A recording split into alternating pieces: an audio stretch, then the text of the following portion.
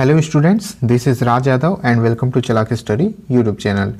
तो स्टूडेंट्स, आज के इस वीडियो में हम लोग टीजीटी पीजीटी हिंदी का एक और वीडियो देखने वाले हैं जो कि बहुत ही इंपॉर्टेंट वीडियो है। ठीक है, तो ये हमारे इस सीरीज़ का पार्ट 3 है। इससे पहले 2 पार्ट आ चुके हैं, पार्ट 1 और पार्ट 2। अगर आप लोगों ने वो वीडियो अभी तक नहीं देखा होगा तो मैंने डिस्क्रिप्शन बॉक्स में उसका लिंक दे दिया है, वहाँ से आप लोग देख सकते हैं। इसके अलावा आप प्लेलिस्ट में भी जा करके टीजीटी पीजीटी हिंदी ये सर्च करके उसको देख सकते हैं।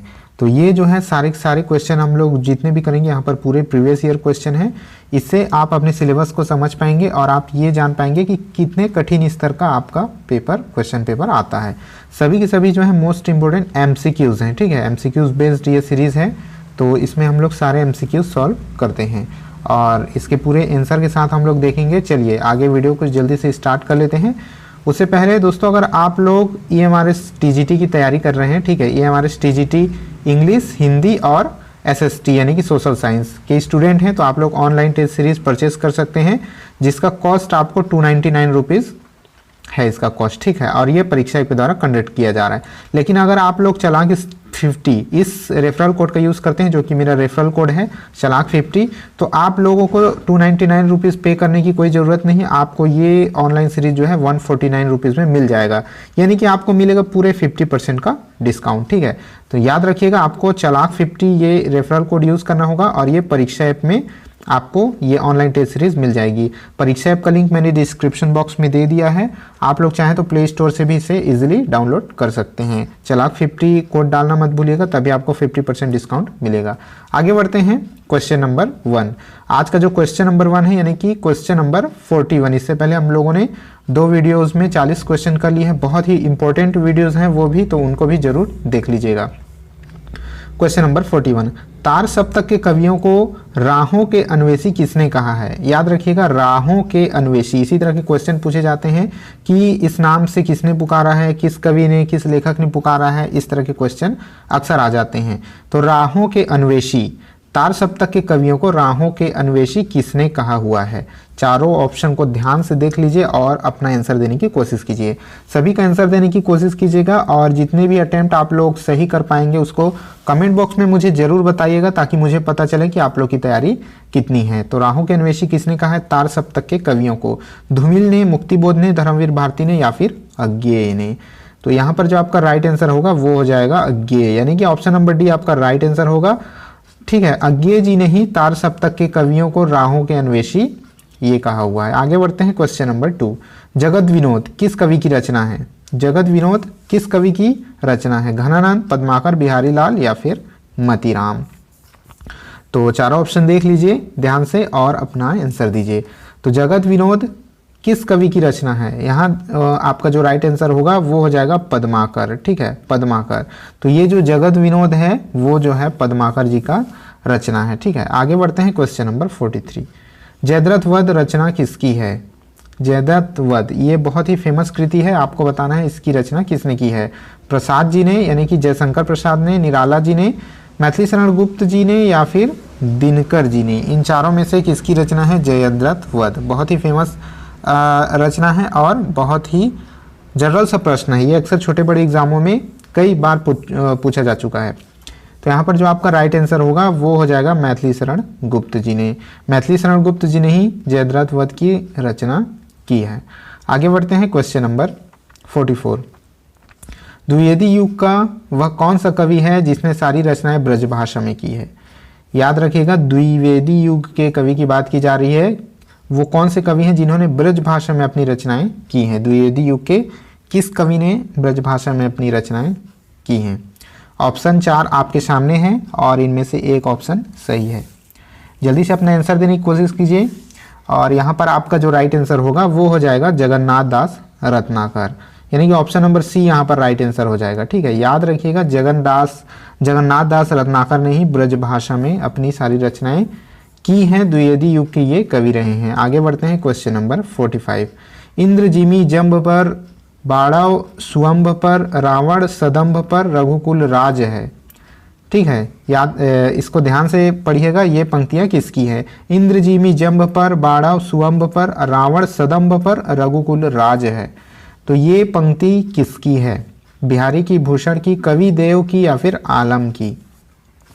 तो यहाँ पर जो आपका राइट आंसर होगा वो हो जाएगा भूषण की। ठीक है, तो कवि भूषण की ये पंक्तियां हैं, ऑप्शन नंबर बी आपका राइट आंसर हो जाएगा। आगे बढ़ते हैं क्वेश्चन नंबर 46। संसद से सड़क तक किसकी रचना है? ये बहुत ही प्रसिद्ध प्रश्न भी है और रचना भी है। संसद से सड़क तक आपको बताना है ये रचना किसकी है, गेय, धूमिल, मुक्तिबोध या फिर निराला। चारों ऑप्शन देख लीजिए और अपना आंसर देने की कोशिश कीजिए। यहाँ पर जो आपका राइट आंसर होगा वो आपका हो जाएगा धूमिल। ठीक है, ध्यान दीजिएगा, संसद से सड़क तक धूमिल जी की रचना है। ऑप्शन नंबर बी यहाँ पर आपका राइट आंसर होगा। आगे बढ़ते हैं क्वेश्चन नंबर 47। आधुनिक काल को गद्य काल किन्होंने कहा हुआ है? बहुत ही प्रसिद्ध, बहुत ही सरल और बहुत ही अक्सर पूछे जाने वाला ये प्रश्न है। छोटे बड़े एग्जामों में कई बार ये पूछा जा चुका है। आधुनिक काल को गद्य काल किसने कहा है? चार ऑप्शन आपके सामने हैं, जल्दी से आंसर दीजिए अपना। यहाँ पर जो आपका राइट आंसर होगा वो हो जाएगा रामचंद्र शुक्ल ने। ठीक है, रामचंद्र शुक्ल जी ने ही आधुनिक काल को गद्य काल की संज्ञा दी हुई है। आगे बढ़ते हैं क्वेश्चन नंबर 48। साय में धूप किसकी कृति है? मतलब किस तरह की कृति है ये पूछा गया है। क्या वो एक उपन्यास है, गजल संग्रह है, कथा साहित्य है या फिर नाटक है? चारों ऑप्शन को देख लीजिए। साय में धूप, साय में धूप किस तरह की कृति है? साय में धूप कृति है, इन चारों में से एक राइट आंसर होगा। तो इसका जो राइट आंसर होगा वो आपका हो जाएगा गजल संग्रह। ठीक है, साय में धूप क्या है? एक गजल संग्रह है। साय में धूप गजल संग्रह। 49, क्वेश्चन नंबर 49। छायावाद को मधुचर्या कहने वाले हैं, यानी कि छायावाद को मधुचर्या किन्होंने कहा है? हजारी प्रसाद द्विवेदी, डॉक्टर नगेंद्र, बाबू गुलाब राय या फिर रामचंद्र शुक्ल? तो यहाँ पर आपका जो राइट आंसर हो जाएगा रामचंद्र शुक्ल, यानी कि ऑप्शन नंबर डी। कौन सा होगा? ऑप्शन नंबर डी, यानी कि रामचंद्र शुक्ल। छायावाद को मधुचर्या इन्होंने ही कहा हुआ है, रामचंद्र शुक्ल ने छायावाद को मधुचर्या कहा है। मोस्ट इंपॉर्टेंट फैक्ट है, इसको याद रख लीजिएगा। रामचंद्र शुक्ल ने छायावाद को मधुचर्या की संज्ञा दी है। Question number 49, right answer option number D. आगे बढ़ते हैं क्वेश्चन नंबर 50। हिंदी में प्रगतिवाद का आरंभ हुआ है, कब से हुआ है? 1906, 1917, 1926 या 1936? ठीक है, ये बहुत ही सरल और बहुत इंपॉर्टेंट क्वेश्चन है। ये क्वेश्चन सभी को बनना चाहिए। ठीक है, यहाँ पर आपका जो राइट आंसर होगा वो हो जाएगा 1936। प्रगतिवाद का आरंभ कब से हुआ है हिंदी साहित्य में? प्रगतिवाद का आरंभ हुआ है सन 1936 से, यानी कि ऑप्शन नंबर डी आपका राइट आंसर होगा। आगे बढ़ते हैं क्वेश्चन नंबर 51। हिंदी का कौन सा कवि मैथिली में यात्री नाम से लिखता है? हिंदी का कौन सा कवि मैथिली में, ध्यान दीजिएगा, मैथिली में यात्री के नाम से रचनाएं करता है? कौन सा कवि है?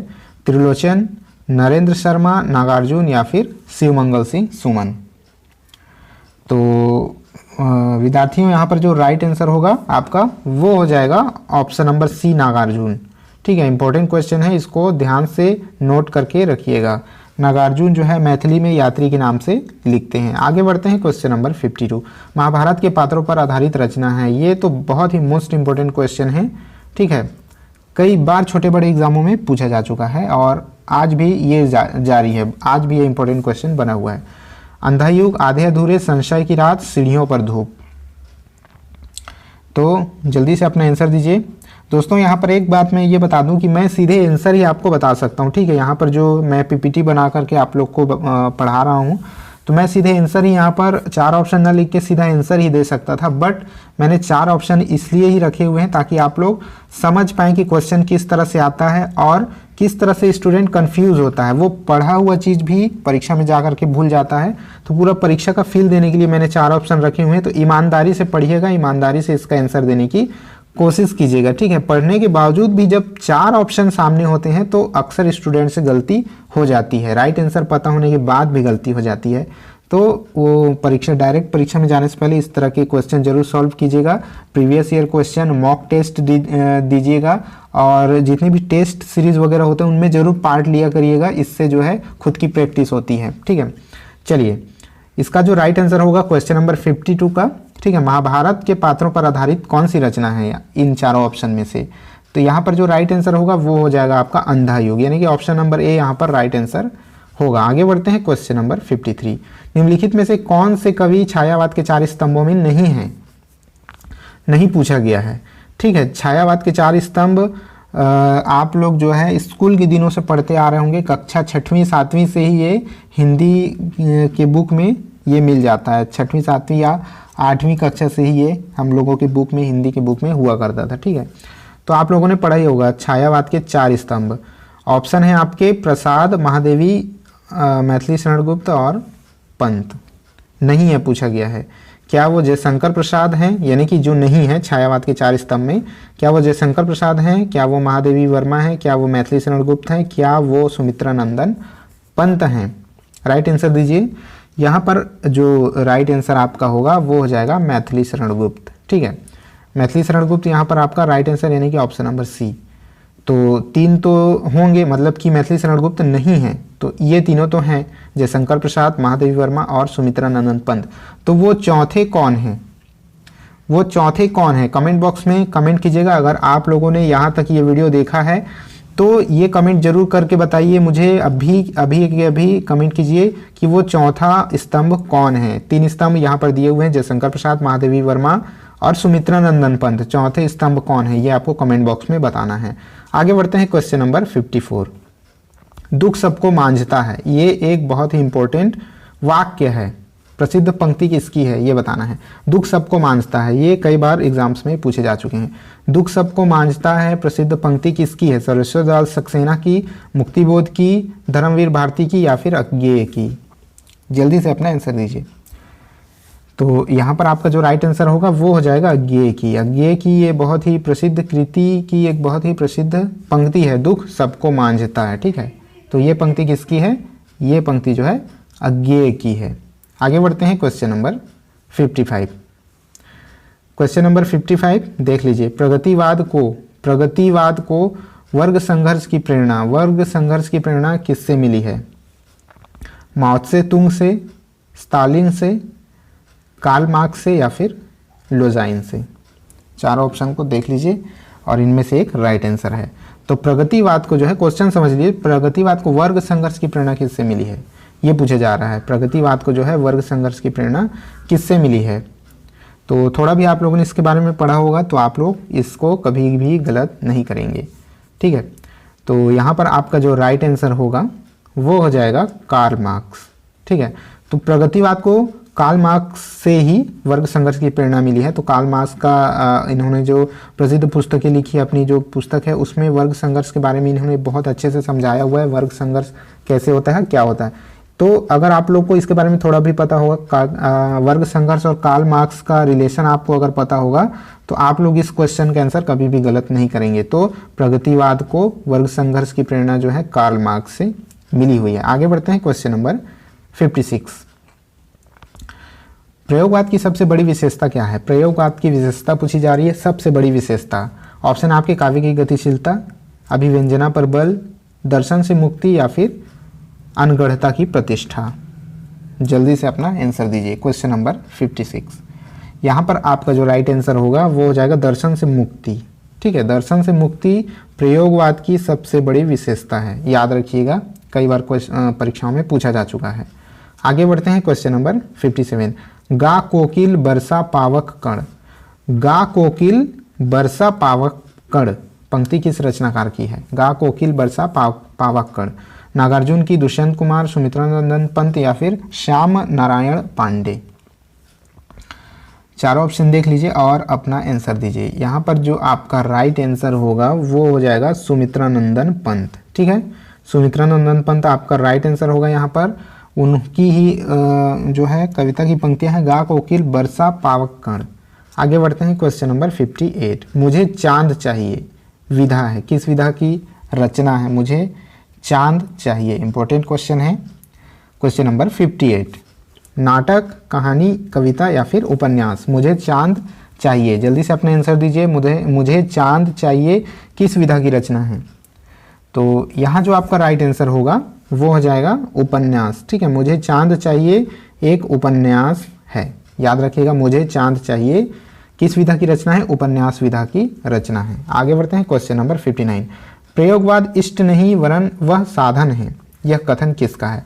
प्रयोगवाद इष्ट नहीं है वरन वह साधन है। प्रयोगवाद इष्ट नहीं वरन वह साधन है, किसकी है? विजेंद्र स्नातक का, अज्ञेय का, रामविलास शर्मा का या फिर डॉक्टर नगेंद्र का। तो इसका जो राइट आंसर होगा वो हो जाता है अज्ञेय। ऑप्शन नंबर बी के साथ इसका उत्तर जाता है प्रयोगवाद इष्ट नहीं वरन साधन है, अज्ञेय जी की कथन है। आगे बढ़ते हैं क्वेश्चन नंबर 50 जो कि आज का लास्ट क्वेश्चन है। क्वेश्चन नंबर 60 माफ कीजिएगा। दिवस का अवसान समीप था, गगन था कुछ लोहित हो चला। ये भी इंपॉर्टेंट जो है एक सेंटेंस है, इंपॉर्टेंट पंक्तियां हैं। ये किसकी रचना है, मतलब कि ये किसकी पंक्तियां हैं? दिवस का अवसान समीप था, गगन था कुछ लोहित हो चला। कई बार परीक्षाओं में ये भी पूछा जा चुका है। सभी के सभी जो है इंपॉर्टेंट क्वेश्चन है और सभी के सभी प्रीवियस ईयर में आए हुए प्रश्न हैं। ऑप्शन है मैथिली शरण गुप्त, श्रीधर पाठक, श्याम नारायण पांडे, अयोध्या सिंह उपाध्याय, हरिऔध। तो इस क्वेश्चन का जो राइट आंसर होगा वो हो जाएगा अयोध्या सिंह उपाध्याय, हरिऔध, यानी कि ऑप्शन नंबर डी आपका राइट आंसर होगा। दिवस का अवसान समीप था, गगन था कुछ लोहित हो चला। पंक्तियां किसकी रचना है? अयोध्या सिंह उपाध्याय, हरिऔध की रचना है। तो ठीक है स्टूडेंट्स, ये कुछ 60 क्वेश्चन थे।